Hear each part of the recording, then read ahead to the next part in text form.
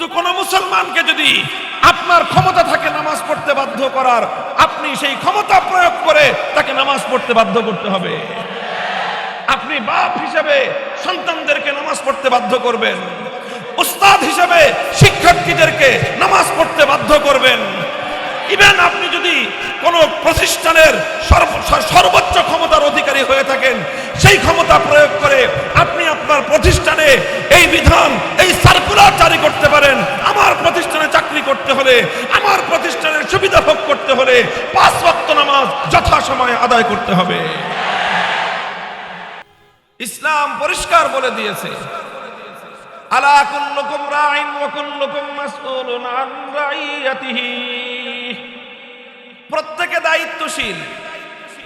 প্রত্যেকে যেরকম নিজের ধর্মের ব্যাপারে, নিজের দায়িত্বের ব্যাপারে আল্লাহর কাছে তাকে জবাব দিতে হবে, তার অধীনস্থ প্রত্যেকটা লোকের দিনদারির বিষয়ে তাকে জবাব দিতে হবে।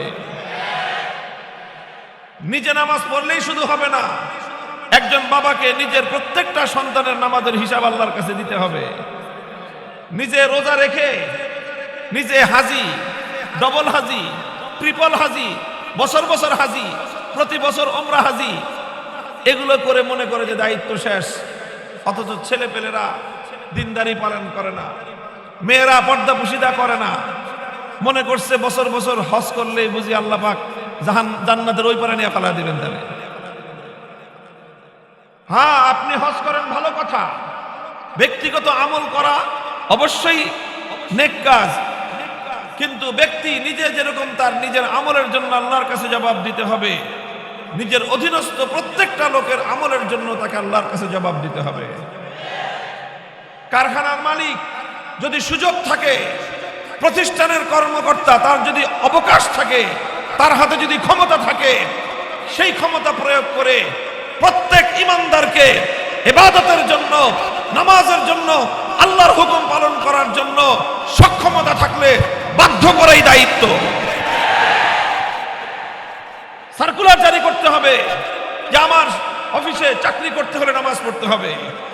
সার্কুলার জারি করতে হবে আমাদের কর্ম কারখানায় চাকরি করতে হলে হিজাব পড়তে হবে। এটাই একজন ইমানদার যখন ক্ষমতা পাবে, একজন ইমানদার যখন কর্তৃত্ব পাবে, আল্লাহর কোরআন তাকে এই দায়িত্ব অর্পণ করেছে। السلام عليكم ورحمة الله. إن الحمد لله نحمده ونستعينه ونستغفره ونؤمن به ونتوكل عليه ونشهد أن لا إله إلا الله وحده لا شريك له ونشهد أن سيدنا ومولانا محمدا عبده ورسوله صلى الله تعالى عليه وعلى آله وأصحابه وبارك وسلم تسليما كثيرا. أما بعد فأعوذ بالله من الشيطان الرجيم. بسم الله الرحمن الرحيم. الذين إن مكناهم في الأرض أقاموا الصلاة وآتوا الزكاة وأمروا بالمعروف ونهوا عن المنكر ولله عاقبة الأمور. بارك الله لنا ولكم في القرآن العظيم ونفعنا وإياكم بالآيات والذكر الحكيم. اللهم صل على محمد وعلى آل محمد كما صليت على إبراهيم وعلى آل إبراهيم إنك حميد مجيد. اللهم بارك على محمد وعلى آل محمد كما باركت على إبراهيم وعلى آل إبراهيم إنك حميد مجيد. সম্মানিত মুরব্বী সাহেবান, হযরত উলামায়ে কেরাম, সমবেত ইসলাম প্রিয় কোরআন প্রেমিক নবী প্রেমিক তাওহীদি মুসলমান ভাই ও বন্ধুগণ, পর্দার অন্তরালে অবস্থানরত, বাসাবাড়িতে অবস্থানরত আমার সম্মানিত মা ও বোনেরা, সর্বপ্রথম আল্লাহ পাক রব্বুল আলামিনের শুকরিয়া আদায় করছি, যেই মহান রব্বুল আলামিন আমাদেরকে সুন্দর পরিবেশে, অনুকূল পরিবেশে আল্লাহর দ্বীনের কথা আলোচনা করবার জন্য, কোরআনের কথা নির্ভয়ে নির্বিঘ্নে আলোচনা করার মতো একটা নির্বিঘ্ন নিরাপদ পরিবেশ সৃষ্টি করে দিয়েছেন। সেই মহান রব্বে পাকের দরবারে শুকরের হাদিয়া পেশ করি। আল্লাহুম্মা লাকাল হামদ ওয়া লাকাশ শুকর। আমি পবিত্র কোরআনে পাকের সূরাতুল হজ থেকে একটি আয়াত তেলাওয়াত করেছি, 41 নম্বর আয়াত। এটি একটি মুমিনদের দায়িত্ব এবং কর্তব্য সম্পর্কে, মুমিন মুসলমানদের পরিচয় সম্পর্কে আল্লাহ পাক রব্বুল আলামিন কিছু বিশেষ নিদর্শনের কথা, কিছু বৈশিষ্ট্যের কথা আল্লাহ তুলে ধরেছেন। আল্লাহ বলেছেন, আল্লাযীনা ইম্মাক্কান্নাহুম ফিল আরদি আকামুস সালাতা ওয়া আতাউয যাকাতা ওয়া আমারু বিল মা'রুফি ওয়া নাহাউ আনিল মুনকার ওয়ালিল্লাহি আকিবাতুল উমুর। যে ঈমানদার তো তারা, মুসলমান তারা, যে আমি আল্লাহ বলতেছেন যদি আমি তাদেরকে পৃথিবীতে সক্ষমতা দেই, জমিনে যদি তাদেরকে আমি ক্ষমতা দেই, তো ক্ষমতা পেয়ে মুমিন মুসলমানদের দায়িত্ব কি, কর্তব্য কি। যদি আল্লাহ পাক কোনো মুসলমানকে ক্ষমতাবান বানান, বিশেষ করে রাষ্ট্র ক্ষমতা যদি আল্লাহ কোনো ঈমানদারকে দান করেন, রাষ্ট্র ক্ষমতার বাইরেও যদি কোনো ভূখণ্ডের সামান্য কোনো কর্তৃত্ব যদি আল্লাহ পাক কাউকে দান করেন, মূলত ক্ষমতার আসল মালিক কে? সন্দেহ আছে কোনো?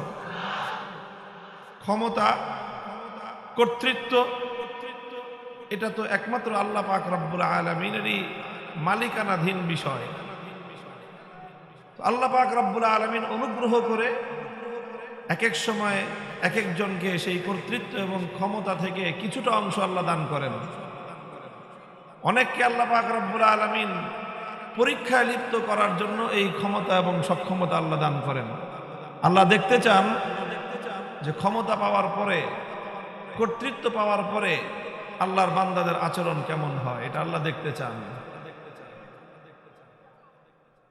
তো আল্লাহ বলতেছেন, যারা নাকি আল্লাহর প্রিয় বান্দা, যারা ঈমানদার মুসলমান, তারা কর্তৃত্ব আর ক্ষমতা পেলে কি করবে, তাদের প্রথম এবং প্রধান দায়িত্ব কি?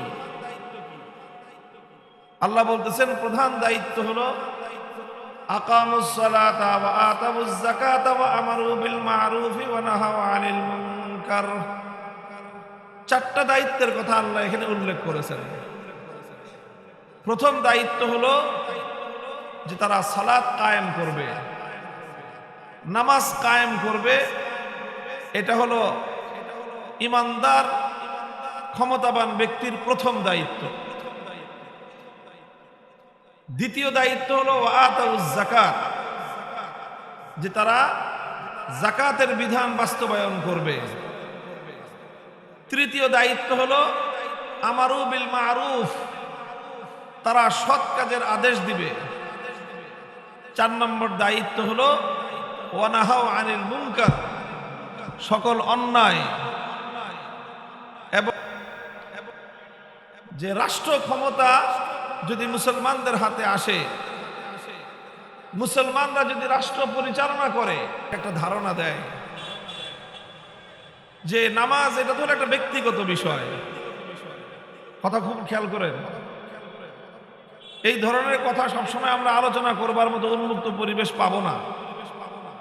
বহু রক্তের বিনিময়ে কিছুদিনের জন্য আমরা এরকম একটা পরিবেশ পেয়েছি। যদি আমরা এটাকে কদর করি, এর শুকরিয়া আদায় করি, তাহলে হয়তো এটা আরো প্রলম্বিত হতে পারে। আর যদি আমরা এই নিয়ামতের যথাযথ শুকরিয়া আদায় করতে না পারি, এই নিয়ামত আল্লাহ চাইলে যে কোনো সময় আমাদের কাছ থেকে ছিনিয়েও নিতে পারেন। তো এই জন্য সময়ের সদ্ব্যবহারের দায়িত্বশীল হিসেবেই আমি কথাগুলো আপনাদের কাছে বলতেছি যে নামাজকে আমরা অনেকে মনে করি যে এটা একটা শুধুমাত্র ব্যক্তিগত বিষয়।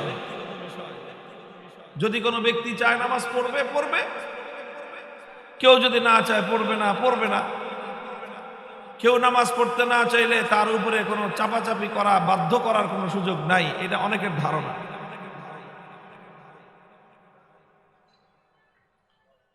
মাঝে মাঝে আমাদের দেশে কিছু কিছু কর্তৃপক্ষীয় জায়গা থেকে এই ধরনের কিছু বিষয় আমরা লক্ষ্য করি।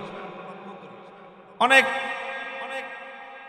কোম্পানি আছে, অনেক প্রতিষ্ঠান আছে, ব্যবসায়িক প্রতিষ্ঠান, শিক্ষা প্রতিষ্ঠান অথবা অন্য যে কোনো সমাজ কল্যাণমূলক প্রতিষ্ঠান, এই সমস্ত প্রতিষ্ঠানের কর্তৃপক্ষ দুই রকমই হয়। কেউ হয় একটু ভালো, বেশ যথেষ্ট দিনদার, দিনের দিকে, ইমানের দিকে অনেক অগ্রসর, এমনও হয়। আবার অনেকের সম্পূর্ণ বিপরীতমুখীও হয়। দিন ধর্ম দেখলেই শরীরের মধ্যে চুলকানি হয়, আছে, সব রকমই আছে। এবং দুই শ্রেণীর মানুষের আচরণ এবং তাদের পরিচয় তাদের বিভিন্ন অ্যাক্টিভিটির দ্বারা প্রকাশ পেয়ে যায়। যদি এরা প্রথম শ্রেণীর মানুষ হয়, দিনদার মানুষ হয়, তাহলে তারা তাদের কর্তৃত্বাধীন, তাদের নিয়ন্ত্রণাধীন প্রতিষ্ঠানের মধ্যে এমন অনেক নিয়ম, এমন অনেক রুলস, এমন অনেক ট্র্যাডিশন তারা চালু করে যেটার দ্বারা সেই প্রতিষ্ঠানে কর্মরত সমস্ত মানুষগুলো দিন ধর্ম পালন করতে অনেক ক্ষেত্রে, অধিকাংশ ক্ষেত্রে উদ্বুদ্ধ হয়, কোন কোন ক্ষেত্রে বাধ্যও হয়। যেরকম আমরা মাঝে মাঝে শুনি যে অনেকে আমাদেরকে বলে যে হুজুর, আমার কারখানায় শ্রমিকদেরকে বলে দিছি যে কারখানায় কাজ করতে হলে নামাজ পড়তে হবে, নামাজের ব্যবস্থা করে দিয়েছি পুরা কারখানার মধ্যে। আজানের সময় আজান হয়, পুরা কারখানা বন্ধ হয়ে যায়, সব শ্রমিকরা নামাজে দাঁড়ায় যায়। অনেক এরকম কারখানাও আছে নারী শ্রমিকদের জন্য, সেখানে যে তোমরা সবাই পর্দা করে আসবা, কেউ মাথা খোলা অবস্থায় আমার কারখানায় আসবা না, হিজাব করে আসবা, অন্তত মাথা ঢাকা অবস্থায়, শরীর ঢাকা অবস্থায় আসবা। এই ধরনের কিছু নিয়ম নীতি অনেক জায়গায় আছে না নাই? এর বিপরীতও আছে। অনেক প্রতিষ্ঠান এমন আছে যে সেখানে সামান্য কর্তৃত্ব পেয়ে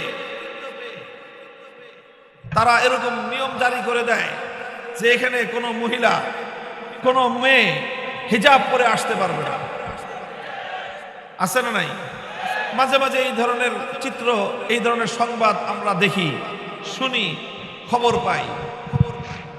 বলে দেয় যে কাজের সময়, অফিস আওয়ারে কেউ অফিসের কাজ বাদ দিয়ে নিজের ব্যক্তিগত ধর্ম চর্চায় যেতে পারবে না। এটাও বলে না যে নামাজ পড়তে পারবে না, নানা রকম ঘুরায় পেঁচায় বলে যে অফিস আওয়ারে অফিসের কাজ ফেলে রেখে নামাজ পড়তে যেতে পারবে না। এরকম ব্যবস্থাও হয়। মোহতারাম হাজিরিন, আমাদের মধ্যে এক শ্রেণীর মানুষ আছে,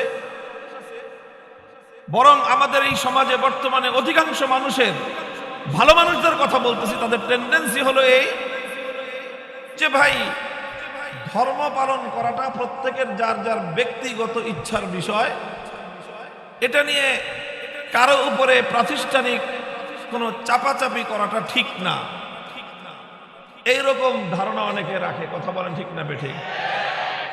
এই ধারণা ইসলামী কনসেপ্টের সাথে, ইসলামী যে শাসন, ইসলামের যে ব্যবস্থা, কোরআন সুন্নাহর যে ব্যবস্থা, মুসলমানদের যে চিন্তা চেতনা সম্পূর্ণ পরিপন্থী। ইসলাম পরিষ্কার বলে দিয়েছে, আলা কুল্লুকুম রাইন ওয়া কুল্লুকুম মাসউলুন আন রাইয়াতিহি। প্রত্যেকে দায়িত্বশীল।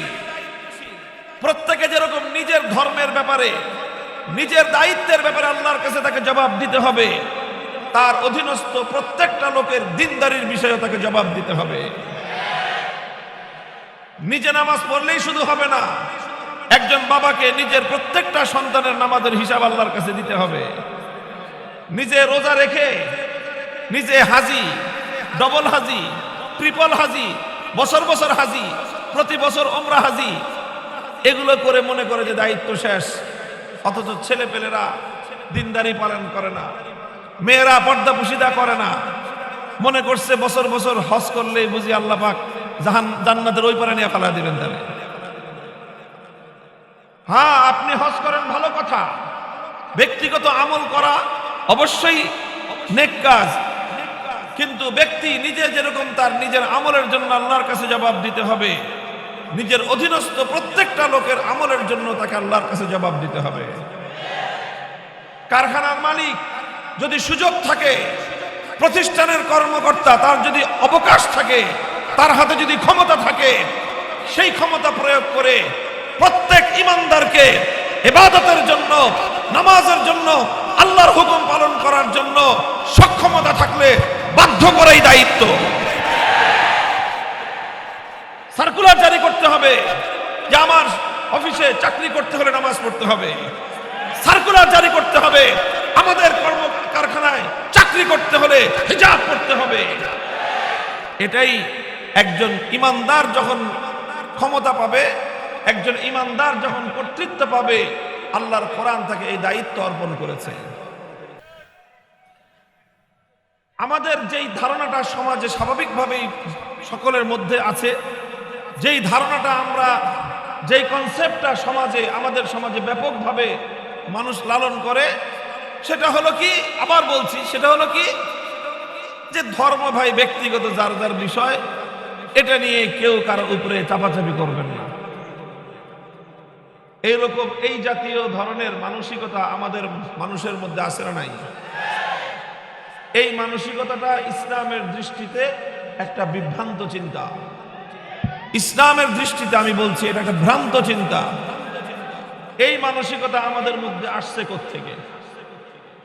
এই মানসিকতাটা আমাদের মধ্যে এসেছে পশ্চিমা একটা ইহুদিবাদী জটিল কুটিল একটা ষড়যন্ত্র থেকে। এই মানসিকতা মুসলমানদের মধ্যে তৈরি হয়েছে। পশ্চিমারা একটা একটা আদর্শ, একটা মতবাদ মুসলমানদের মধ্যে চাপিয়ে দিয়েছে। সেই মতবাদটার নাম হলো ধর্মনিরপেক্ষ মতবাদ। ধর্মনিরপেক্ষ মতবাদের মূল কথা হলো এই যে ধর্মটা হলো মানুষের একান্ত ব্যক্তিগত বিষয়। ধর্মের সাথে সমাজ, রাষ্ট্র, রাজনীতি, সম্মিলিত জীবনের সাথে ধর্মের কোনো সম্পর্ক নাই। এই রকম একটা ধারণা ধর্মনিরপেক্ষতাবাদীরা তারা মুসলমানদের সমাজের মধ্যে চাপিয়ে দিয়েছে। আমি আবারও কোরআনের আয়াত বলতেছি, আপনারা আল্লাহর কোরআনের কথা, ইসলামের দর্শন, ইসলামের মতবাদটা বুঝেন, আর পশ্চিমা ধর্মনিরপেক্ষ মতবাদীদের কথাটাও বুঝেন, পার্থক্যটা বুঝে আসবে। আল্লাহ বলছেন, আল্লাযীনা ইম্মাক্কান্নাহুম ফিল আরদি আকামুস সালাতা ওয়া আতাবুজ যাকাতা ওয়া আমারু বিল মারুফ ওয়া নাহাউ আনিল মুনকার ওয়ালিল্লাহি আকিবাতুল উমুর। আল্লাহ বলছেন, আমি যদি ইমানদারদেরকে ক্ষমতা প্রদান করি, কর্তৃত্ব প্রদান করি, তাহলে এই ক্ষমতা আর কর্তৃত্ব ব্যবহার করে তারা শুধুমাত্র মানুষের জাগতিক উন্নয়ন করে না, এই ক্ষমতার কর্তৃত্ব প্রয়োগ করে তারা শুধুমাত্র অর্থনৈতিক উন্নতির মধ্যেই নিজেদের দায়িত্ব সীমাবদ্ধ রাখে না, এই ক্ষমতা এবং কর্তৃত্ব প্রয়োগ করে তারা শুধু ব্রিজ আর কালভার্ট নির্মাণ করে না, এই কর্তৃত্ব আর ক্ষমতা প্রয়োগ করে তারা শুধুমাত্র জনগণের অর্থনৈতিক উন্নতি সাধন করে না, বরং তারা অর্থনৈতিক উন্নতিও সাধন করে, ব্রিজ কালভার্ট নির্মাণ করে, রাস্তাঘাট নির্মাণ করে, জনগণের কল্যাণও তারা করে। জনগণের জাগতিক কল্যাণ যেমন করে, ঠিক তেমনি ভাবে তারা গোটা জাতিকে আল্লাহর হুকুম পালন করবার জন্য যা করতে হয় তাই করে। আল্লাহর হুকুম পালন করার জন্য তারা যা করতে হয়, ক্ষমতা প্রয়োগ করতে হলে ক্ষমতা প্রয়োগ করে। আল্লাহর হুকুম পালন করার জন্য শক্তি প্রয়োগ করতে হলে তারা সেই শক্তিও প্রয়োগ করে। মুহতারাম হাজিরিন, এখানে দুইটা জায়গা থেকে কনফিউশন তৈরি হয়, দুইটা জায়গায় কনফিউশন তৈরি হয়। সেই দুইটা কনফিউশনের জবাব আমি দিব, দীর্ঘ আলোচনা করার অবকাশ আমার নাই।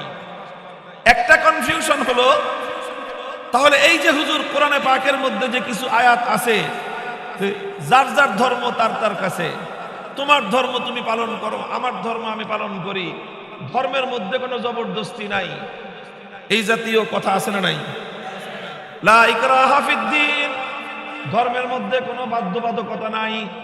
লাকুম দীনুকুম ওয়ালিয়া দীন, তোমার ধর্ম তোমার কাছে, আমার ধর্ম আমার কাছে। এই কথাগুলি শুধুমাত্র এই ধর্মনিরপেক্ষতাবাদীরা আওড়ায়।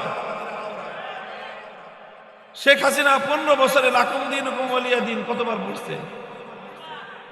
বহুতবার পড়ছে, কিন্তু সূরা হজের 41 নম্বর আয়াত জিন্দেগিতে একবার পড়ছে তো দূরের কথা, শুনছে কিনা সন্দেহ। এগুলো শুনবে না, এগুলো বলবেও না।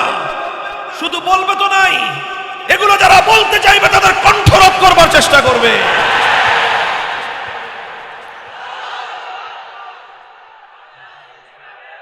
এই স্লোগান কম, স্লোগানের ওয়াজ আজকে করবো না আমি। কথা বুঝার কথা, যেই বিষয়টা সেটা হলো লা ইকরাহা ফিদ্দীন, ধর্মের মধ্যে কোনো জবরদস্তি নাই। লাকুম দীনুকুম ওয়ালিয়া দীন, তোমার ধর্ম তোমার কাছে, আমার ধর্ম আমার কাছে। এটা হলো ইসলামের বিধান অন্য ধর্মাবলম্বীদের ব্যাপারে। হিন্দুর ব্যাপারে লা ইকরাহা ফিদ্দীন, একজন হিন্দুকে আমি বুকের মধ্যে গিয়ে রিভলভার ঠেকায়া বলবো যে লা ইলাহা ইল্লাল্লাহ পড়, ইসলামে এই বিধান নাই। একজন বৌদ্ধকে গিয়ে ঘাড়ের মধ্যে তরবারি ধরবো যে কালেমা পড় নাইলে দিলাম টুকরা করে, এই বিধান ইসলামের মধ্যে নাই। ইসলামের মধ্যে অন্য ধর্মাবলম্বীদেরকে যার যার ধর্ম পালন করবার স্বাধীনতা দেওয়া হয়েছে। এটার অর্থ হলো লাকুম দীনুকুম ওয়ালিয়া দীন। হিন্দু তুমি তোমার ধর্ম পালন করো, আমি আমার ধর্ম পালন করব। তুমি যেরকম আমার ঈদগাহে নামাজ পড়তে আসবে না, খবরদার আমার কোন মুসলমানের বাচ্চাকে দুর্গা পূজার সময় মন্দিরে যাওয়ার দাওয়াত দিবা না। লাকুম দীনুকুম ওয়ালিয়া দীন কি অর্থ বুঝছো তোমরা? লাকুম দীনুকুম ওয়ালিয়া দীনের অর্থ হলো হিন্দু যেরকম গরুর গোশত খাবে না, মুসলমানও শুয়োরের গোশত খাবে না। হিন্দু যেরকম ঈদগাহে মসজিদে নামাজ পড়তে আসতে পারে না, ইসলাম গ্রহণ না করা পর্যন্ত কোন বেঈমানের জন্য নামাজের কাতারে দাঁড়িয়ে নামাজ পড়বার অনুমতি নাই। ঠিক তেমনি ভাবে কোন ইমানদারের বাচ্চাকে, কোন মুসলমানের সন্তানকে, কোন মুসলিমকে হিন্দু ধর্মের পূজার সময় মন্দিরে যাওয়ারও দাওয়াত দিতে পারবে না। মুসলমানরা তোমাদের ধর্ম পালন করবার নিরাপত্তা দিবে, তোমরা তোমাদের ধর্ম পালন করবা, সেখানে আমরা হস্তক্ষেপ করব না। আমরা আমাদের ধর্ম পালন করব, তোমরা আমাদের ধর্মের মধ্যে হস্তক্ষেপ করবে না। এই হলো অর্থ লাকুম দীনুকুম ওয়ালিয়া দীনের। আর লা ইকরাহা ফিদ্দীনের অর্থ হলো এই, যারা ইসলাম ধর্ম গ্রহণ করো নাই তাদেরকে আমরা ইসলাম গ্রহণ করার জন্য বাই ফোর্স কালেমা পড়তে বাধ্য করতে পারবো না। ইসলামের বিধান রয়েছে অমুসলিমদের জন্য 3টা বিধান। প্রথমে তাদেরকে দাওয়াত দেওয়া হবে আসলিম তাসলাম, ইসলাম গ্রহণ করো, নিরাপত্তা পাবা। ইসলাম যদি গ্রহণ করতে না চাও, তোমার জন্য দ্বিতীয় অপশন হলো তুমি তোমার ধর্ম পালন করবা, তবে ইসলামের সঙ্গে বাজাবাজি করবা না। মুসলমানদের দেশে থাকতে হলে ইসলামের আনুগত্য করে থাকতে হবে, তুমি তোমার ধর্ম নিয়ে থাকবা, কিন্তু ইসলামী শাসন ব্যবস্থার সঙ্গে গাদ্দারি করতে পারবা না। এটা হলো দ্বিতীয় অপশন। 3 নম্বর অপশন হলো এই দুইটাই যদি তোমার পছন্দ না হয়, তোমার মধ্যে আর আমার মধ্যে ফয়সালা করবে তরবারি। এটা হলো ইসলামের 3 দফা দাওয়াত। মুহতারাম হাজিরিন, আমি বলতেছিলাম, সুতরাং এটা যেন আপনাদের কাউকে কনফিউশনের মধ্যে ফেলে না দেয় যে ধর্ম পালনে বাধ্য করা যাবে না কাকে? অমুসলিমকে। নামাজ পড়তে বাধ্য করা যাবে না কাকে? অমুসলিমকে। নামাজ পড়ার জন্য চাপ প্রয়োগ করা যাবে না কাকে? হিন্দু, বৌদ্ধ, খ্রিস্টান, অমুসলিমদেরকে। কিন্তু কোন মুসলমানকে যদি আপনার ক্ষমতা থাকে নামাজ পড়তে বাধ্য করার, আপনি সেই ক্ষমতা প্রয়োগ করে তাকে নামাজ পড়তে বাধ্য করতে হবে। আপনি বাপ হিসেবে সন্তানদেরকে নামাজ পড়তে বাধ্য করবেন, উস্তাদ হিসেবে শিক্ষার্থীদেরকে নামাজ পড়তে বাধ্য করবেন। ইভেন আপনি যদি কোন প্রতিষ্ঠানের সর্বোচ্চ ক্ষমতার অধিকারী হয়ে থাকেন, সেই ক্ষমতা প্রয়োগ করে আপনি আপনার প্রতিষ্ঠানে এই বিধান, এই সার্কুলার জারি করতে পারেন, আমার প্রতিষ্ঠানে চাকরি করতে হলে, আমার প্রতিষ্ঠানের সুবিধা ভোগ করতে হলে 5 ওয়াক্ত নামাজ যথাসময়ে আদায় করতে হবে। এটা ইসলামের বিধান, এটা করা যাবে, করতে হবে। এটা হলো একটা কনফিউশন। দ্বিতীয় বিষয় হলো আসলে এই যে মুসলমানদের মধ্যে একটা ধারণা ছড়ায় পড়লো যে না, ধর্ম হলো ব্যক্তিগত বিষয়, ধর্ম পালন করার জন্য কাউকে চাপাচাপি করা যাবে না। এই ধারণাটা মুসলমানদের মধ্যে আসলো কোত্থেকে? আমি এই প্রশ্নের জবাব দিয়েছি, এই ধারণাটা আসছে কোত্থেকে? ধর্মনিরপেক্ষ মতবাদ থেকে। কোত্থেকে আসছে? কোত্থেকে আসছে? ধর্মনিরপেক্ষ মতবাদ থেকে। মনে রাখবেন, ধর্মনিরপেক্ষ মতবাদ, সেকুলারিজম, এটা একটা স্বয়ং সম্পন্ন ধর্মের নাম, এটা একটা ধর্মের নাম। কিন্তু এটাকে পাশ্চাত্য ইহুদি খ্রিস্টান সভ্যতার লোকেরা, ইহুদি খ্রিস্ট জাতিগুলো, তারা মুসলমানদেরকে ধোঁকা দেওয়ার জন্য এটাকে একটা রাজনৈতিক বা এটা একটাকে সামাজিক মতবাদ হিসেবে মুসলমানদের মধ্যে চালু করে দিয়েছে। এটা শুধু রাজনৈতিক মতবাদের নাম নয়, ধর্মনিরপেক্ষতা এটা শুধু সামাজিক মতবাদের নাম নয়, বরং ধর্মনিরপেক্ষতা এটা একটা নতুন ধর্মের নাম। যেমনি ভাবে একজন মানুষ হিন্দু হলে মুসলমান হতে পারে না, পারে? একজন মানুষ হিন্দু মুসলিম একসাথে হতে পারে? একজন মানুষ বৌদ্ধ মুসলিম একসাথে হতে পারে? একজন মানুষ খ্রিস্টান মুসলিম একসাথে হতে পারে? ঠিক যেমনি ভাবে একজন মানুষ হিন্দু হলে মুসলমান হতে পারে না, যেমনি ভাবে একজন মানুষ বৌদ্ধ হলে মুসলমান হতে পারে না, যেমনি ভাবে একজন মানুষ খ্রিস্টান হলে মুসলমান হতে পারে না, ঠিক একইভাবে একজন মানুষ ধর্মনিরপেক্ষ হলে মুসলমান হতে পারে না। ধর্মনিরপেক্ষ মতবাদ এটা ইসলামের সঙ্গে সম্পূর্ণরূপে বিপরীত এবং সাংঘর্ষিক। অন্যান্য ধর্মাবলম্বীরা ধর্মনিরপেক্ষ মতবাদ অনুসরণ করতে পারে, কিন্তু ইসলাম ধর্মের অনুসারীরা ধর্মনিরপেক্ষ মতবাদের অনুসারী হতে পারে না। কারণ কি? হিন্দুরা ধর্মনিরপেক্ষ মতবাদের অনুসারী হতে পারে, বৌদ্ধরা ধর্মনিরপেক্ষ মতবাদের অনুসারী হতে পারে, খ্রিস্টানরা ধর্মনিরপেক্ষ মতবাদের অনুসারী হতে পারে, ইহুদিরা ধর্মনিরপেক্ষ মতবাদের অনুসারী হতে পারে, কিন্তু কোন মুসলমান ইসলাম অনুসরণকারীরা ধর্মনিরপেক্ষ মতবাদের অনুসারী হতে পারে না। কারণ কি? কারণ ধর্মনিরপেক্ষ মতবাদ এটা একটা এমন মতবাদ, ইসলামের মূল চেতনার সঙ্গেই ধর্মনিরপেক্ষ মতবাদ সরাসরি সাংঘর্ষিক। ধর্মনিরপেক্ষ মতবাদের সাথে ইসলামের সরাসরি সাংঘর্ষিকতা আছে, বৈপরীত্য আছে, তবে অন্যান্য ধর্মগুলোর সঙ্গে ধর্মনিরপেক্ষ মতবাদের তেমন সংঘর্ষিকতা নাই। এই জন্য হিন্দুরা ধর্মনিরপেক্ষ মতবাদের অনুসারী হতে পারে, বৌদ্ধরা ধর্মনিরপেক্ষ মতবাদের অনুসারী হতে পারে, ইহুদি খ্রিস্টানরা ধর্মনিরপেক্ষ মতবাদের অনুসারী হতে পারে, কিন্তু কোন ইসলামের অনুসারী ধর্মনিরপেক্ষ মতবাদের অনুসারী হতে পারে না। বলবেন কারণটা কি? অন্য ধর্মের মধ্যে সেকুলার হওয়ার সুযোগ আছে, ইসলামের মধ্যে সেকুলার হওয়ার সুযোগ নাই। কারণটা কি? কারণ হলো এই, দেখেন, মূল কথা হলো সেকুলারিজমটা কি জিনিস একটু যদি বুঝেন কথা পরিষ্কার হয়ে যাবে। সেকুলারিজম এই যে মতবাদ, এই মতবাদের মূল কথা হলো এই মতবাদের মূল কথা হলো এই যে রাষ্ট্রীয় কার্যক্রমের সাথে ধর্মের কোনো সম্পৃক্ততা থাকতে পারবে না। এটা হলো সেকুলারিজমের মূল কথা। আপনারা এই কথাটা বুঝেছেন? বুঝেন, মূল কথাটা বুঝেন। সেকুলারিজম হলো কি? যে রাষ্ট্রের সাথে ধর্মের কোনো সম্পর্ক থাকতে পারবে না। এটা হলো কি? সেকুলারিজম। আবার বলছি, প্রত্যেকেই এই কথাটুকু বুঝেন যে সেকুলারিজম বলে রাষ্ট্রের সঙ্গে ধর্মের কোনো সম্পর্ক থাকতে পারে না। এটা হলো সেকুলারিজমের কথা। এই কথাটা একজন হিন্দুর জন্য মেনে নেওয়া সম্ভব, কারণ তার হিন্দু ধর্ম এই কথা বলে না যে তুমি যদি হিন্দু হয়ে থাকো তাহলে তোমার হিন্দু ধর্ম অনুযায়ী রাষ্ট্র চালাতে হবে, এই কথা হিন্দুকে তার ধর্ম বলে না। একজন খ্রিস্টানের পক্ষে ধর্মনিরপেক্ষ হওয়া সম্ভব, সেকুলার হওয়া সম্ভব। কেন?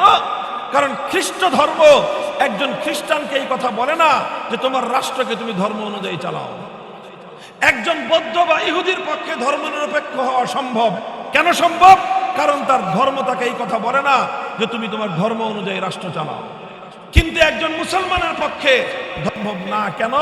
কারণ ইসলাম একজন প্রত্যেকটা মুসলমানকে বলবে তুমি তোমার ব্যক্তিগত জীবন যেমন ইসলাম অনুযায়ী চালাবা, তোমার পরিবারকেও তোমার ইসলাম মতে চালাতে হবে, তোমার সমাজকেও ইসলাম মতে চালাতে হবে, তোমার রাষ্ট্রকেও ইসলাম অনুযায়ী চালাতে হবে।